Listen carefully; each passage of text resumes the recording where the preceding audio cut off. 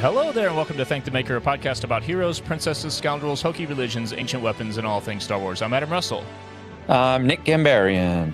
And I am still shivering my timbers, whatever that means. It's Mike Forster. That's me reacting. Yeah, I was a little late to watch the show, and Nick just replied in the chat, fun. And I said, oh, I haven't watched yet. And he said, sorry for the spoiler. And he was right. It was sorry. spoiled. I meant it. It was a fun episode. I was really apologizing. Appreciate you, man. You're so thoughtful, dude. It was nice of you. Dude, we said it right before we started recording. I said it. You guys agreed. I love Skeleton Crew. It's such a good show. I'm having the best time watching this. How about you guys? I mean, my actual reaction, that felt like a scene of a movie. Yeah. Like the quality of the show is amongst... like it's actually seems more cinematic than like The Mandalorian. Like it's like below Andor for me at this point, like 3 episodes in, as far as like the cinematic scale of it, you know, like obviously the tone is different, but that seemed like you're 30 minutes into a movie is what it seemed like. Absolutely. It was so good. Yeah. I think everything, the production value of it, the pacing of it hits all the beats at the right time. I'm noticing frames that are intentionally done there to, you know, every frame a painting. I'm noticing a lot of it's hitting all the right beats at the right time, but in a way that doesn't make me want to roll my eyes in terms of just them laying it out there. And I think the cinematography, I'd like to know more about it, but the cinematography just seems different. I mean, the shot of them walking kind of on the crest in front of the moon, you know, the gate opening and them walking in with, you know, the silhouette and everything. I mean, there's so many moments I feel like already at this point that I recognize immediately from Skeleton Crew, which is really says something about the visual language of this show. I feel like they're far enough in now that everyone, like just in the whole industry, has a much better feel for how to use a volume than they did, you know, I don't know, whenever the Mandalorian started 5-6 years ago, whatever. Yeah, 2019. Yeah, and we've seen that in other shows, like they're getting better, even in the Mandalorian, dressing sets in a way where it acts as a blue screen. It's in the back. You know, behind all the stuff, there's all these foreground layers and stuff. And this show really lends itself to that the best because there's so much going on, and especially where they've been these last 2 episodes, there's so much junk everywhere. And the, you know, what's the name? Kim's station. There's just crap everywhere and books. It works. So yeah, it works so well. Like you can see, if you know what you're looking for, you can see it, but it's done well enough that even though you do see it, you don't care. Yeah. Yeah, I liked the whole. I'm not gonna lie. Like I've been so Star Warsified that I totally thought it was going to be some character that we already knew. I was like, is this a young Zori Bliss? Is this like who is there? You know what I mean? I said out loud, I was like Maz. You know, just because I was yeah, for sure. Yeah, so I think like I think I was totally expecting that, but I like that it's a completely new character. And I knew that we were going to get introduced to a new creature, you know, kind of one of those, you know, the Star Wars doesn't shy away from having a main character that's just straight up not human. But I wasn't expecting this character to be that character, right? In terms of like in the previews and they dropped that thing with Phil Tippett today. It's a bit of a spoiler, which I thought was pretty bold of them.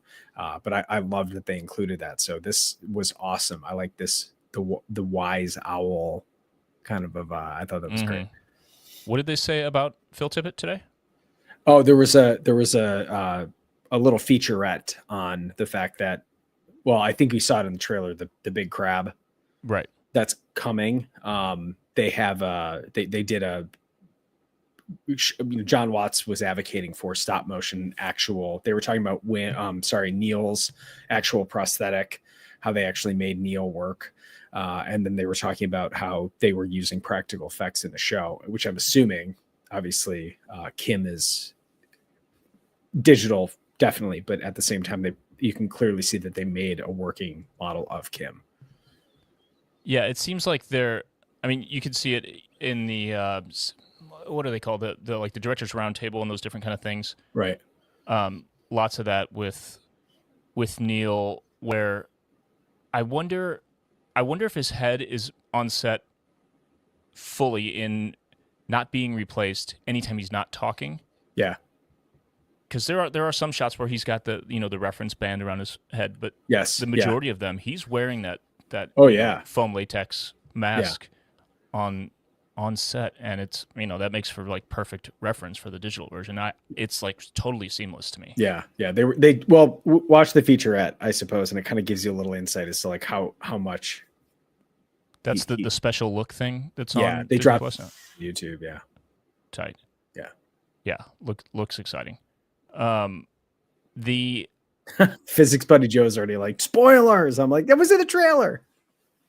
I will talk about the Tippett thing when that happens. Okay. It's cool. Should we get into some stolen plans? What do you say? Hit that soundbite, please. What have you done with those plans?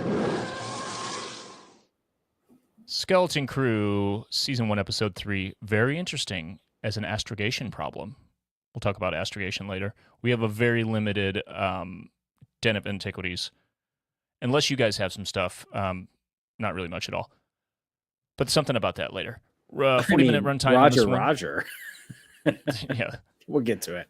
I mean, all these things they're just like, there are so many Easter eggs and just stuff around that it's like not even. It's like an Instagram post. It's not even worth listing here because we all know what all that stuff is. Sure. 40-minute runtime on this one. Disney Plus description: a mysterious stranger offers to help our heroes. Wait, is that it? Is that this one? I didn't notice. Yeah, that is this one. Director on this one was I blew it. What's his name? The bald guy. Yeah, the bald guy Dave Lowry with the great facial hair. Yep. Score is Mick. Does Michael It's Giacchino son. go by Mick Giacchino? No, or is no, it no, his it's kid? son. No. Yeah. Oh. It is Michael his J. son. Crocodile Dundee. Mick Dundee. He's crushing it. I think it's so good. Like, It's great. Imagine now that you're like, oh, my dad's a Star Wars composer. I'm a Star Wars composer. I have some interesting stuff to talk about after. Nice. When the show, we can include it in the show, but yeah, it's good. We haven't really talked about the score much yet, but it doesn't seem like, like 50% more Star Wars than the other stuff in the other series, but it just so perfectly fits this series, and everything's so catchy and so appropriately done, and tasteful, and matches the adventure, the suspense, the suspicion, the joy, and the piratiness of it is Yeah. just like 49%. It's like 51%. I'd be like, oh, come on, Pirates of the Caribbean, like get out of here. But it's like so right there where I'm like, okay, this is cool. It's got that little bit of swinginess and like jovial kind of bounce to the credits music. It's like there's like skipping down like the deck of a ship, in space. It's like mysterious, but it's fun. It's so good. I'm really stoked on it. And given, I don't know if you guys listened to the episode that Ryan and I did, but we talked about how so much of Star Wars and the way people receive it, I feel like depends on the music. So even if a show is expertly done, I feel like without some music that really either captures the nostalgia or is just good enough to transcend our expectations for the John Williams stuff, like, the Mandalorian score, Right. it can be tough. And this is doing it. This is fully doing it for me. There's also, I would assume, the only way I could describe it, I don't know if it was like the theremin kind of when they were landing on the moon. Like that was very yes. It had that sci-fi, 1950, 1950s sci-fi. Oh, yeah. It's like the Twilight Zone. Mm-hmm. That's pretty cool. Thurman. So the the handful of featured actors on this. Alias Shawkat, is that how you pronounce her name, Nick? Aaliyah Shawkat, maybe Aaliyah Shawkat. Funke. From Unreal. if you know Arrested Development, and she's been in a ton of movies. She's great. Michael Cera's cousin, girlfriend, not girlfriend, crush situation. Marry me. Yes. That's her. She's great. What else? She was in a movie in the past 2 or 3 years. Was she in Scott Pilgrim, or am I making that up? No, She seems like she would be in Scott Pilgrim, but I don't know if she was. That was Hera, Yes. Mary Elizabeth Winstead. Really? Yes. Yeah, that was the she main was love interest. Ramona Flowers. Oh, whoa. There you go. Where have I been? Anyway, she's the voice of Kim, the owl named Kim. Until you see the spelling, to me, it's like naming a dog Kevin. Like this old owl named Kim. It's amazing. Alfred Molina as Benjar Pranic, the pirate in the scrap room. This is the same one that got his eye shot out in the cold open in the premiere, right? Yeah. Okay. Yeah. His eye didn't look mechanical in this, so I was second guessing it. But the fact that they got Alfred Molina Yeah. to do this role is insane to me. Yeah. That it was this, and I don't think he's in there. I think he's just doing the voice.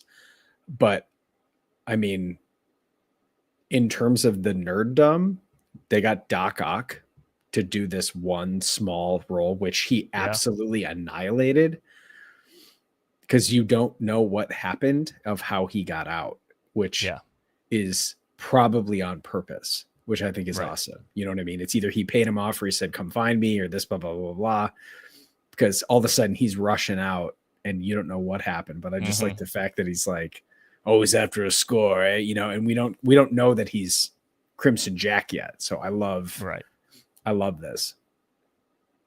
The X-Wing pilot at the end, Commander Kent, is the credited name. Okay. It's played by Andy Powers, an actor who starred in a 2014 film called Clown, which was the directorial debut of John Watts.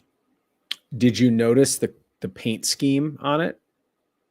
I was going to ask about that later. Oh, okay. Like, as in, okay, yeah, later. But I want to shout out our buddy Jason Chiodo for that little bit about that actor. Let's discuss. Okay. And we can start with that if you want. What squadron is this X-Wing from? Is that? Well, I thought it doesn't look like it, but I saw it and immediately said that's Poe's first. That's the same color as Poe's first X-Wing when he gets blown up. Yeah. You never see it again. It's white with, because he uses the black with the gold with the orange one, right? After. And that white with blue is the one that gets blown up. And the pinstriping on the side is like almost exactly the same. So the idea with that one was that it's not his actual X-Wing. His was damaged or something. The black and orange, like that's the backstory. Yeah, something like that. Yeah. And then they put the boosters in it for Last Jedi. It's very interesting though. I got the sense that that I couldn't tell if this was like, these were X-Wings for hire. Like, you know what I mean? It's almost, there was something weird about, like, they didn't seem like it was the full force of the Republic. And I don't know if this is, if these are marshals or something. Yeah, well, you know like if Kim has direct access to X-Wing pilots, is that what you're getting at? Like, that's kind of weird, Yeah, exactly. I thought that was weird. You know what I mean? So it's like, I couldn't tell if it was, some kind of basically highway patrol that were like, like the Spurberry police. Yeah. So, but her station, it's like a, moon base, astronomical observatory kind of thing, right? Right.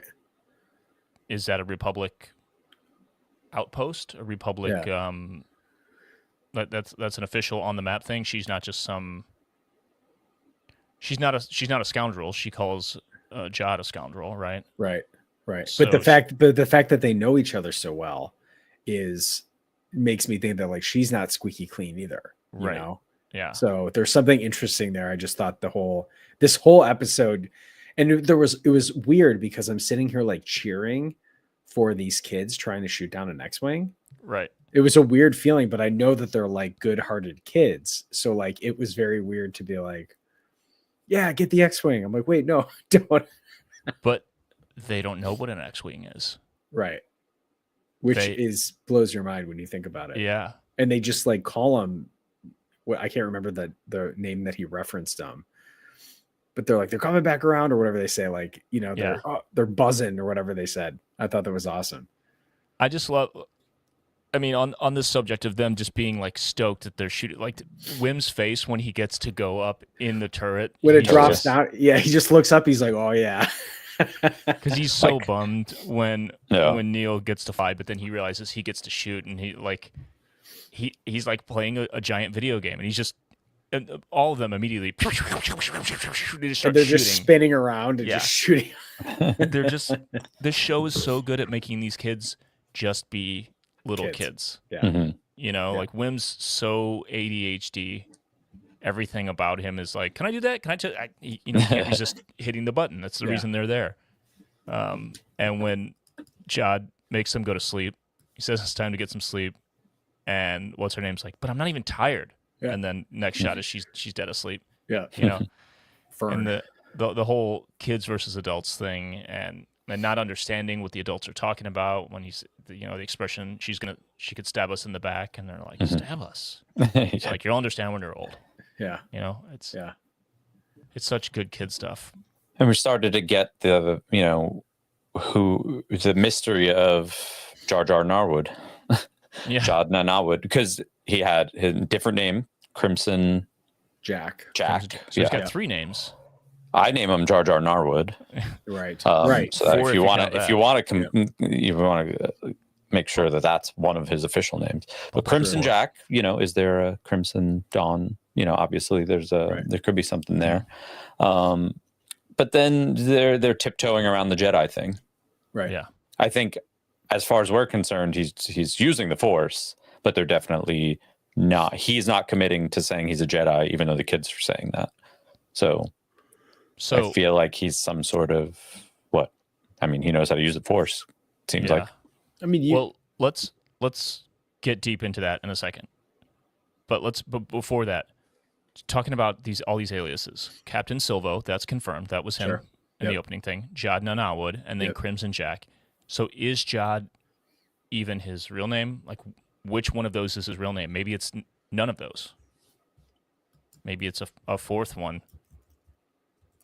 And My non-canonical Jar Jar Narwood. yeah, that's it's going to turn out to be that. Jar Jar Jr. And the kids are arguing about whether or not he's a Jedi. Mainly, they're arguing with Wim, right? The Crimson Jack is, according to Wikipedia, because I remember that someone had brought this up in a kind of a spoiler discussion. And they said that Crimson Jack, who I think exists largely in comic books, was nicknamed Redbeard by Han Solo and was a pirate master of a gang of space pirates which operated in the Outer Rim. Mm. So this character has already been established. And it says that was a human male pirate who during the First Order Resistance War attempted to claim a bounty by the First Order. So that's a recent canon comic. It's from he's in the Halcyon Legacy comic. Whoa. Yeah. Whoa. Yeah. Sick. Okay. I never read it because I immediately packed it and just like left it unread because I was like, this is a collector's item. Yeah. Yeah, mine's in a stack over here somewhere. Right. Yeah. Okay, so let's talk about the Force thing, back to what you were saying, Nick. The kids are debating about that, and of course Wim is all in. He's like, yeah, we're watching him use the Force, and they're like, well, yeah, that could be anything. That could be, or what does he say? How can he do that if he's not using the Force? And she's like, repulsor lifts, strings, magnets, whatever. Really thin strings, So What do you guys think? Because I've been questioning it since episode 1, and then when he turned off the lights with quote with the Force when he was talking to KB, you hear the click. Is that the click of the button that he touched with the Force, or is it the click of a remote in his hand that he's not showing because his arms are crossed and he does this? There was also when they were getting out of the brig, though, he like kind of did something with his hand to make the Obi-Wan style, yeah. Yeah, like make a noise, and the people went that way. So I don't know. I'm having fun, so I'm saying the Force. I like the idea of the Force because the thing is too is like he's not wrong. The Force flows through all characters in Star Wars in some way, right? There's also a possibility that you can be a Force, you can abuse the Force, yeah, and not be a dark side user, right? Yeah. Like you can use it for selfish purposes, but you don't use it for power. You use it for be advantageous reasons, right? And so, or there's Force sensitive beings, right? Of like, just being able to sense things makes you better at certain things. It doesn't necessarily make you evil. It just makes you be like, oh, I can at this, I have this. As if you're a pirate, I could see that that's incredibly advantageous. You know what I mean? To be able to not fully commit to being like, I have to, get drunk on power of it, which is where the dark side users traditionally fall into. So I like the idea of him actually being Force sensitive. There could also be a backstory of him getting kicked out of the Jedi Order, not by being a dark side user, because he is basically like the Han Solo of the Jedi Order. Not necessarily like a bad guy, but he's just like doesn't want to follow the rules. That's entirely possible too. So as we learn, I think more about, I'm reading up on this too. In Star Wars Legends continuity, Crimson Jack debuted in the 7th issue of the original Star Wars comic run back on October 11th, 1977. Whoa. Yeah. That's sick. Well, that's some Den of Antiquities.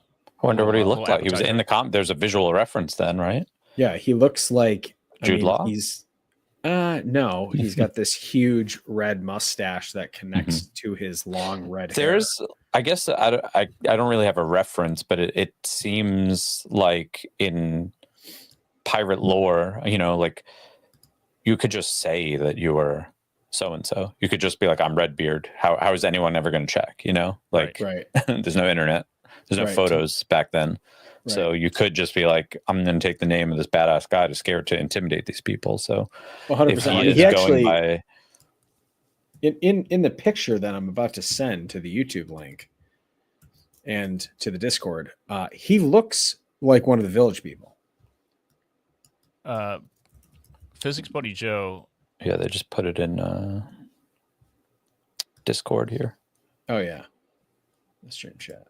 Yeah, this. Okay, so Physics Buddy Joe, this one, okay, that's the canon one, he says, and then Legends below. Okay. But what about this photo? What about this photo? Look at this guy. Uh-huh. That looks like a He-Man character. Oh, the stream's getting busted now. Dang it. No, that was under like 10 seconds. We're good. Okay, cool. Good, dude. Good. I love the idea that he just takes the name, uses it as an alias, Jabba the Hutt, Sure. Ezra Bridger. I'm Jabba the Hutt. Yeah. I'm Lando Calrissian. Yeah. Yeah. I like that a lot. I feel like there's a cool story and a cool kind of like further expansion of what it means to be a Force user idea in there if during the time of the Empire, when you couldn't be a Force user out in the open, he, as a potentially Force sensitive, strong in the Force individual, could have been raised by another closet Force user. Yep. Taught to trust no one, and then let's say that parent or those parents are dead, and it's all because of all this crap. No reason to trust anyone, only yourself. Use the Force for your own purposes. It's all about survival. He's a pirate, just making his way through the galaxy. I like that. If there's anything, if you're paying a certain amount of attention to Star Wars, there's Disney's done a good enough job. Lucasfilm's done a good enough job in this era to make the Jedi almost synonymous with a religion, more so than it was, when we were growing up. So you could use the Force and not be a Jedi, right? Yeah, I'm just that's fun. What just happened? Did the official Star Wars account? They just popped in, which I like. Star Wars, welcome. We love. Amazing. Over at Star Wars, right? We have said long before, just start banning people. All these people are, just start banning people. If they keep talking, these moof milkers keep doing this, just start banning. You have our permission, okay? But welcome to Hello the there. chat. We Hello are there is having. what we should say. That's true. Hello there. Chat, we are not cooked. We're not cooked. Absolutely. Yeah. And I think what's rad about this is that it just opens up this lore to continue this idea that Star Wars is adding, again, scoundrels are now their own group. Pirates are now their own group, right? And as these things are like mixing in there and doing all that, I love that we get to go even deeper into these subsections, because it just once again makes Star Wars even deeper. And the fact that we've got possibly a pseudo Jedi, possibly a straight up pirate, a scoundrel. Like, I love that Jod has a lot of layers to him at this point. And the fact that we're getting now, I mean, as we get further into the episode, Old Republic lore, yes. We're getting the logo. Jason told me, he's like, hey man, you're going to want us to pay attention to that logo, because I was like, I'm trying to figure out the AT-ATN. We've got the school symbol, all of that. It's pretty awesome. So let's talk more about this, because we learned something. Yeah. So is this the first on-screen canon mention of the Old Republic? Caps the Old Republic? I can't think of anything else. I cannot think of anything else, because I don't think it would have been in a movie, right? So it would have had to be something animation, right? Mando, or maybe animation. Yeah, for sure. Doesn't ring a bell for what doesn't ring a bell is us talking about it when we broke down Mando. Right. Definitely, so that doesn't ring a bell. So maybe a Clone Wars or Rebels, but I definitely don't know. Yeah, the only time we've heard it has been like last week, where someone says an old lowercase Republic so-and-so, referring to the Republic prior to the Empire. Right. So do we know of, when they say that there's only one world left, which is AT-ATN, what happened to the other worlds? Yeah. So they mentioned, Kim pulls out this scroll, and it has these 5 different worlds, right? It's kind of, it looks almost like a... Ooh, that's a good point. Like an astrology... Mm-hmm. It was like one in the middle and then a bunch around, right? Right. Yeah. But did you see the figures at the top? Did you see that? I was only looking at the planets. It looked like people at the top. And true. RG 2088 in the chat on YouTube says OT Obi-Wan mentions the Old Republic, but he was talking about the prequel era, which mention again, but I don't think going all the way back to Old Republic as we know it. Right. So I saw that. I mean, we're going to go back and get a screen grab and see what that map actually looks like. And I'm sure Star Wars is still here. Please release that so we can take a look at it. We need it for the Den of Antiquities. Yeah. The vibe it gave me was like Luke running his hands across the pages of the sacred texts. The Jedi texts. Right. It's just like I just want to hold it in my hand.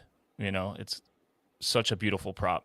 Yeah. So I'd love to see that, at Celebration or something. Maybe they'll have that up. Yeah. I'm sure this is debatable, but in the YouTube comments it says in last week's episode it was capitalized, the Old Republic, in the closed caption. Oh, interesting. Yeah, very interesting. Because I agree with you, Adam. It didn't seem like they're referring to the era. If you look, Physics Buddy Joe put in the Discord, there are figures at the bottom. I was looking at it from the top up, but there are figures at the bottom which look like the Wills Is that what anyone else sees? That looks like the Wills from Rogue One, Oh, whoa. right? Doesn't that look like one of the statues? Remember how when they fly over, Yeah. when they yeah. fly over on There's a I ton can of see that. Arabesh in there too, right? yeah. Oh Wow. man, we're gonna have to get Star Wars explained on that because I do not have time for that. But here's what's interesting too. This looks like the sacred Jedi texts from the books. For sure. Yeah. So Except that uses what's the old Jedi font and language alphabet. no, it's looks like we're looking at it, yeah, from the backside. These pull up Physics Buddy Joe, if you're in there, see if we can pull up the sacred text from The Last Jedi. I want to see if those symbols are some of the same. Okay. This is why you got to join the Discord, dude. Look at these guys are on it. And you can see, I like this. Okay, so Physics Buddy Joe brought up that the mural inside Fern's house almost they have that logo at the top of all of them, right? So does this represent the original families? Right? Like all of those logos, if all those, you know what I mean? Yeah. Because you can notice. Go ahead. Well, I was going to say in the mural, it has, like 3 species in it, right? And one is Neil's species. Yep, Neil's definitely. species. It looks like it has Fern's mom. It looks like it has Wim's dad, but then that it has an Ithorian, and then gosh, this guy over on the right looks like Anakin. Doesn't it? It does. I see it. 100%. Like Rebels Anakin. Listen, this is just a kid's Star Wars version of Goonies, all right? Don't read too much into it. Oh my gosh, is Star Wars still here? Talk us off the cliff here.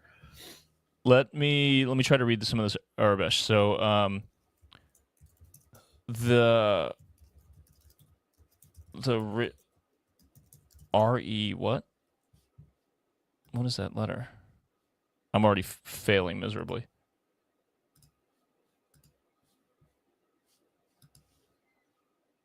This is what people come to the live stream for, to watch us just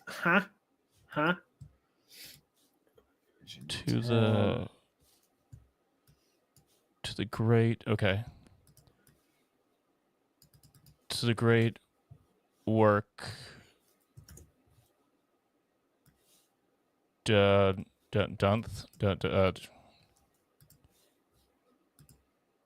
is all of a sudden we're getting into something. I feel like we're breaking something. This is breaking live on Thank the Maker.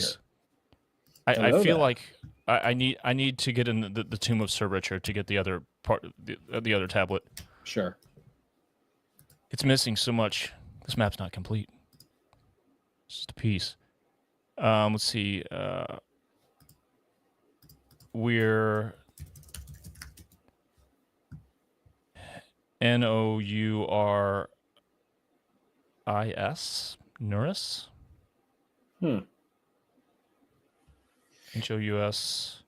HOUS. Housed and there's it's so much of it's cut off. What the heck? Why? Yeah, and it's circular. Okay, we'll get this figured out. Okay.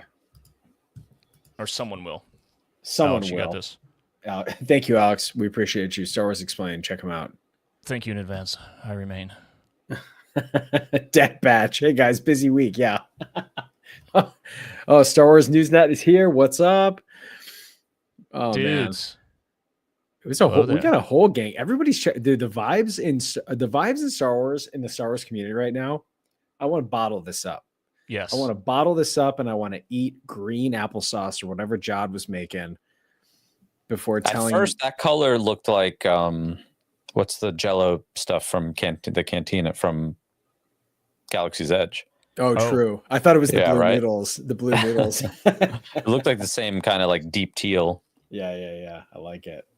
Hey, one thing back to the whether or not Jod is a Jedi subject. Talking to KB when she's awake, and she says, it's unlikely you're a Jedi. He says, you don't trust me. She says, I calculated the odds. Yeah. Nice little throw.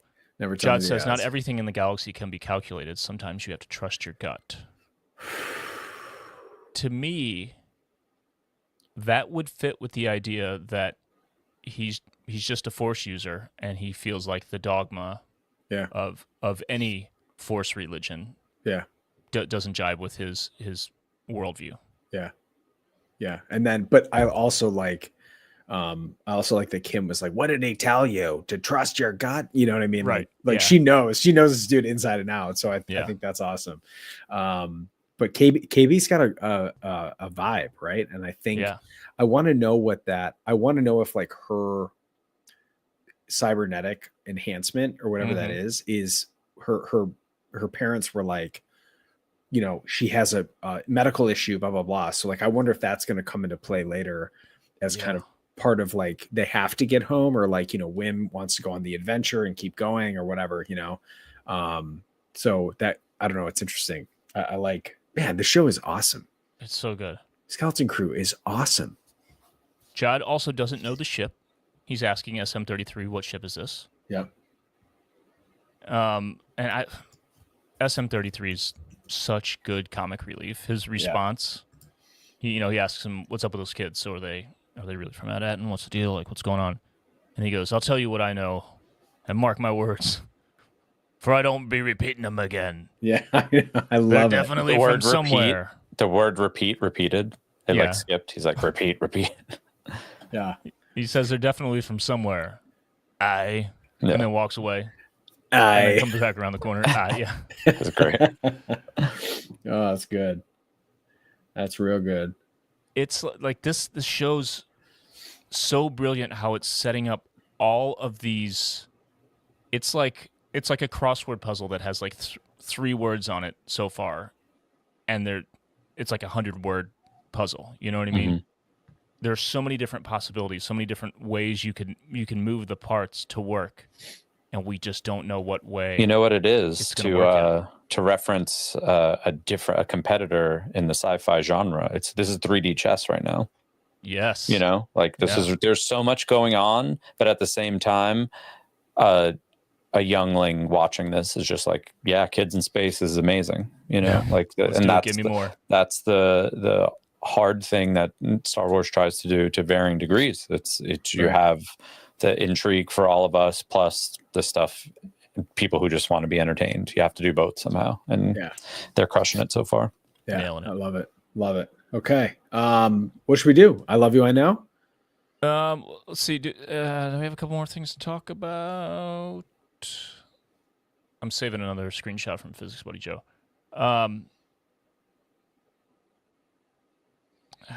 What did I have here? Oh, here's a fun thing that we could do in I Love You, I Know, or we'll do this. We'll do this as the bonus thing for patrons. Okay. Dig it. We have 4 hosts of this podcast. Some are here more often than others. Yep. 4 kids in this crew. Which ones are we? Which are each one of us in the crew? Oh man, I like this. I love everything. Wait, who gets to pick? Let's try to discuss it amongst ourselves and see what we can land on, and then let the patrons put it in the comments, and then we'll read from that. That's amazing. So we'll do that as the bonus segment after we're done here. Yeah, I like that.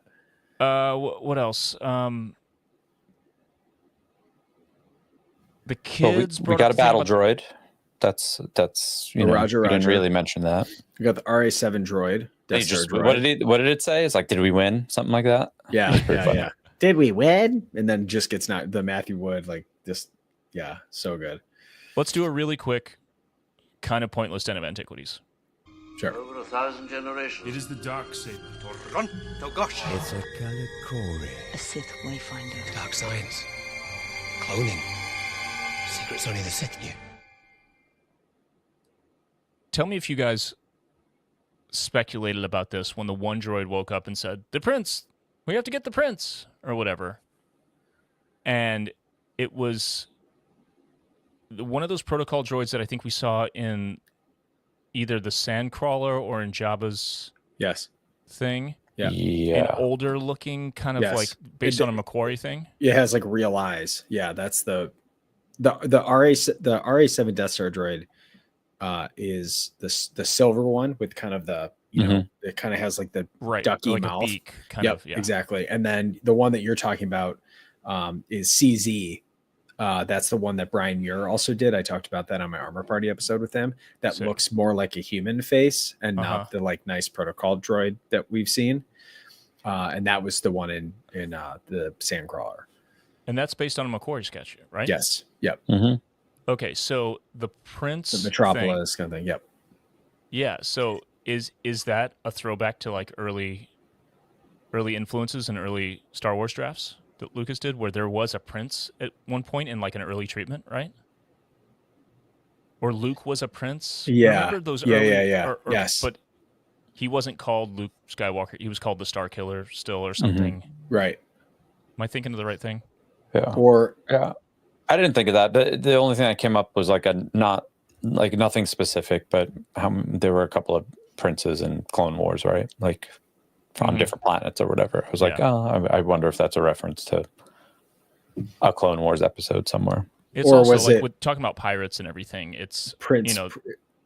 just kingdoms and pirates are stealing from royals all the time, and Well, it could have been Prince Zizor from the Black Sun, the kind of purple guy, or he's the green with like the big purple cloak. He's kind of in the Shadows of the Empire. There's tons of possibilities. I'm sure we're going to get a nice little Easter egg of someone who's going to explain what that was. yeah. Or that's Filoni just being Filoni, probably, which that would also work. Since this is hardly anything, I'll just go through the couple things I thought. If you guys have some other ones, throw them in after this. The word in the title, astrogation. Astrogation. Astrogation or astrogration. Which one? Astrogation. There we go. Not a real word. It is, a sci-fi space take on or twist on the word navigation. The etymology of navigation is, nav, navy. It's a French etymology meaning to denoting travel on water is what it says, right? Okay. So you take out the nav part, you put in astro, and there you go.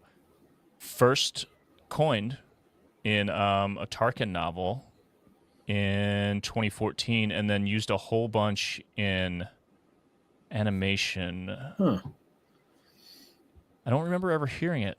Same. Yeah, Clone Wars, a whole bunch. Interesting. Well, hold on, no. Oh, I guess in...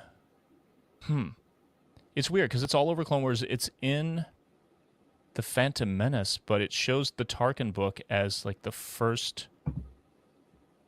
Tarkin first identified as astrogation. Weird.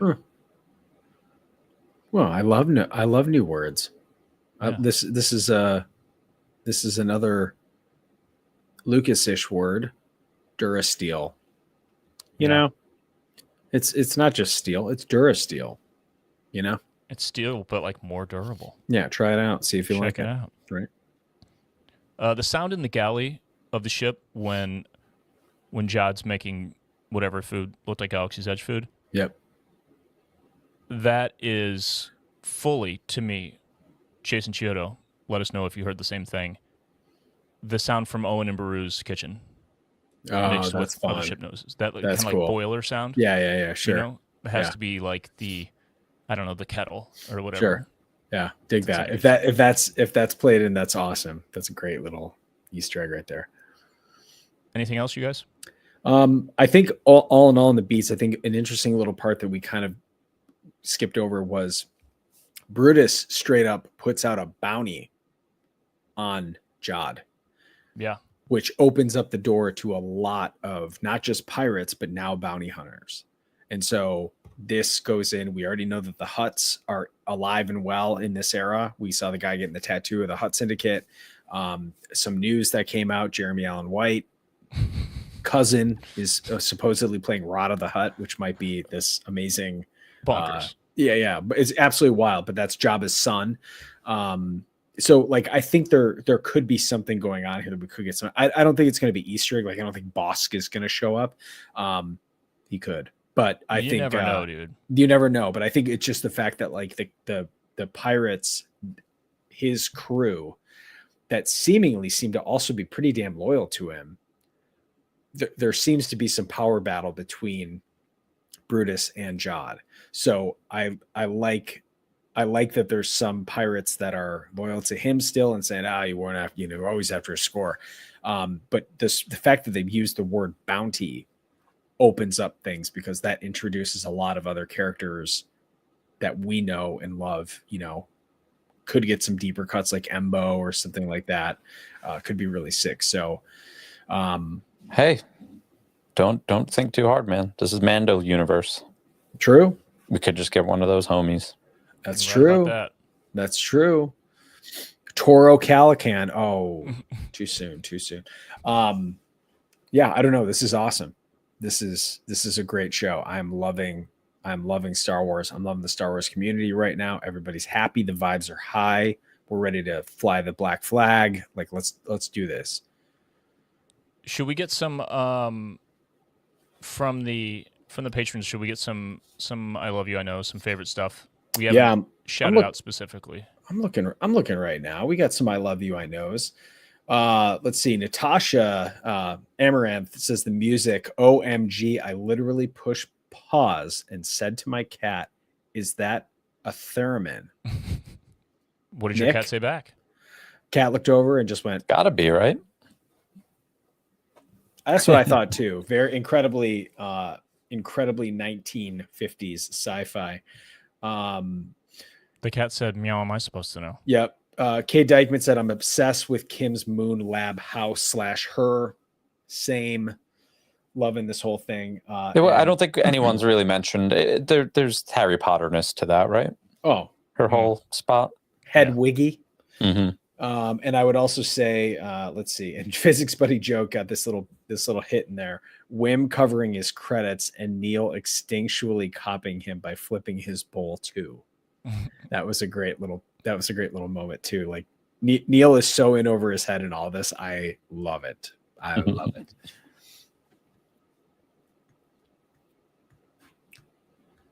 Anything else? Sweet. Got any others? For those scoring at home, we mentioned David Lowery did this episode. He did episode 2 also. Next week is the Daniels episode. Oh, yes. Very excited for that. Oh, yes. And also, I think we updated. I mean, technically, our kids got a Old Republic, or they got when they said Alderaan and said, "Oh, you didn't get the memo, huh?" or whatever. You didn't, what war? That was kind of a. And what did she say? Like fascinating or interesting or something? Right. Fascinating, yeah. Missed the war, Right. did you? So I would count that as we said the kids get a history lesson. What did we say specifically? I think we said it in school. Come on. Hey. Come on. Add it to there. We'll look at the bingo card. We'll update it next week. Should we talk? The patrons did get a hit on their bingo card for, what was it? Jod not being his real name. True. I like that. They're doing a little better than us. Oh, patrons. There's so many of them. Yeah, I would say like, yeah, I don't know. We're good. Ooh, should we before we get out of here, should we introduce this ornament that people came to see? We should. Actually, last thing we should do is read from last week's I love you bonus segment answers from the patrons. Oh, I like that. Actually, Mike, you want to do that? And Nick, you pull up Patreon and go in the comments and take a look. In the meantime. Oh, you want me to show off the ornament? Yeah, do it. Oh my gosh. The people came here because I posted in my story. We got 35 people hanging out with us tonight right now. Well, first of all, you know that I do this thing called the Ornament Project. I was just last night. It's Monday. We unveiled almost 90 ornaments that we have. We have some in the UK that are still coming. We have some that are still in the mail. This is a fundraiser that goes to all of it goes to benefit the Starlight Children's Foundation, which is a really great organization that does a lot of different ways to support kids that are either in the hospital or they have medical conditions or they just need extra support. The 501st teamed up with them last weekend to do the telethon, and I'm really, really, really happy to have their support. I talked to them on the phone today. They're so geeked on it to be able to really raise money for a great organization like them. They're super involved. They think it's awesome, and so we're making these ornaments that actually go up for auction on Thursday. I have probably 60 to 70 different artists. Many of them are patrons. Many of them watch the show. They tune in with our buddies over in the Dad Batch. And so I wanted to make a custom ornament with my friend, Emily, Ryloth's girlfriend, who goes by Emmy Moon. She actually contributed another ornament that was displayed last night. But I feel like we're talking about Skeleton Crew, and I feel like we've just got to feature our little buddy. Look at him. Looking out there and going, it's a big galaxy out there, buddy. It's a big galaxy. I just want to go home. I just want to go home. So you recognize this. So Emily actually drew this little guy on here, right? And it's got this great silver color. And on the back, it's a broken, it looks like a part of their jacket, the At-Atten school, with Wim's corduroy, his red corduroy on the back there.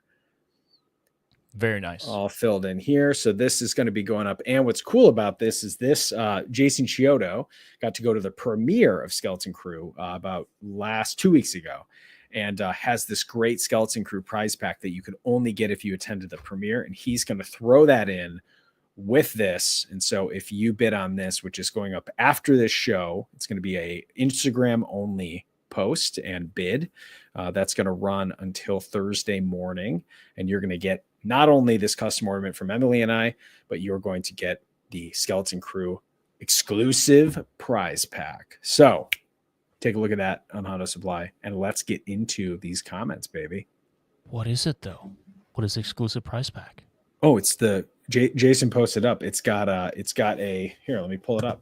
Actually, send people to the thing. Don't tell me. Will. I really will. It's it's a Wim Funko Pop, which is great. It's awesome. It's got a Neil Nation pin, which is this big old pin that's got just our boy on there. It's got the symbol of the 6 worlds, and then it's got this huge ass chocolate bar that has the imprints of the Republic credits imprinted on there. It's awesome. Is it huge ass in standard or metric? I actually think it's in Chinese. Got it. Yep. All right, let's see what the patrons replied with. Let's see what their answer to the last week's bonus segment question was. The starship name, that's what we're looking at, right? Yeah. Yeah, if you... The question was, imagine you have your own star cruiser to leisurely cruise the galaxy and host all of your friends and family. What would you name it and why? Uh-huh. Okay. So first up, we have physics buddy Joe. My cruiser would be named Unnamed Freighter, as to confuse everyone hilariously. Got him. Kelsey Dykeman says, I love the Millennium Falcon so much, but I would try to DIY some similar ship that would turn out looking super shitty. So I'd call it the Centennial Pigeon. Okay. Classic.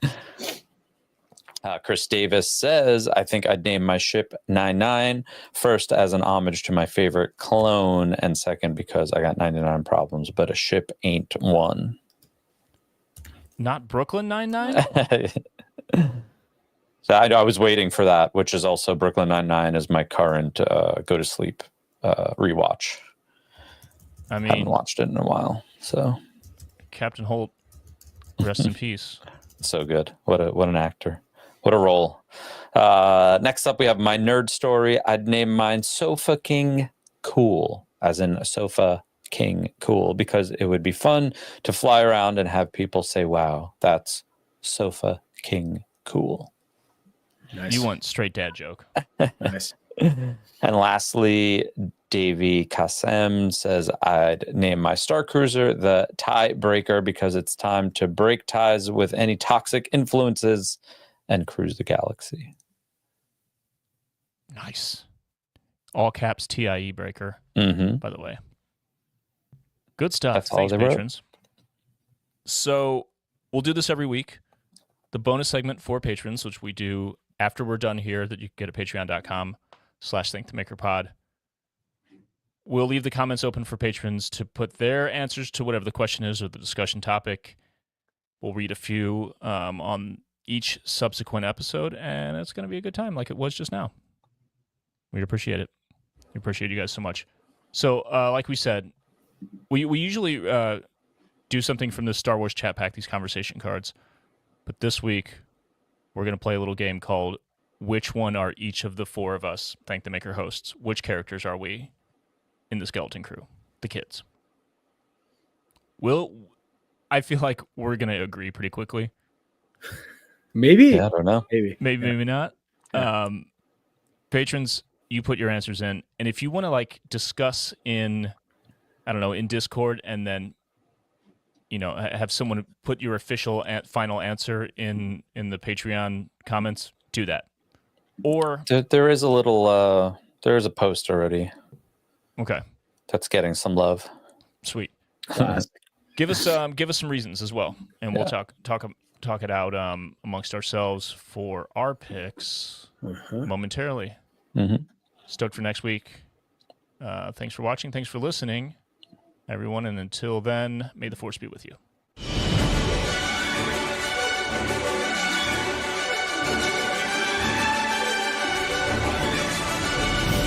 If you enjoy Thank the Maker, you can support us by following and leaving a review on Apple Podcasts, Spotify, or wherever you listen.